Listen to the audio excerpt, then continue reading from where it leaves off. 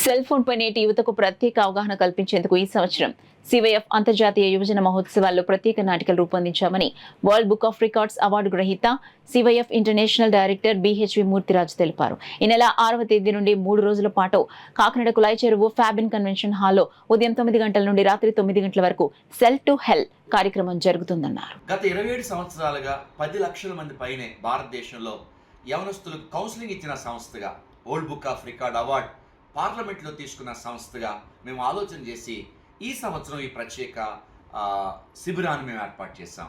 Students అందరి అవకాశాన్ని ఉపయోగించుకోండి.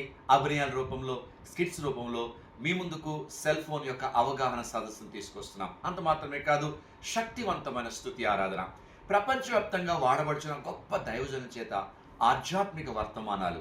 తల్లిదండ్రులతో కలిసి రండి, స్టూడెంట్స్ అందరూ మీ స్నేహితులతో కలిసి రండి. ఫెబిన్ కన్వెన్షన్ హాల్, కులాయి చెరువు దగ్గర, కాకినాడ నందు గల కులాయి చెరువు దగ్గర ఫెబిన్ కన్వెన్షన్ హాల్లో 3 రోజులు జరగబోతున్న అద్భుత సమావేశాలు మీరు అందరూ పాలు పంచుకోవాల్సిందిగా కోరుచున్నాం. చాలామంది తల్లిదండ్రులు మేము రావచ్చని అడుగుతున్నారు. క్రైస్తవ సంఘాలు కానీ, క్రైస్తవేతర సంఘం అందరూ హాజరు కావచ్చు.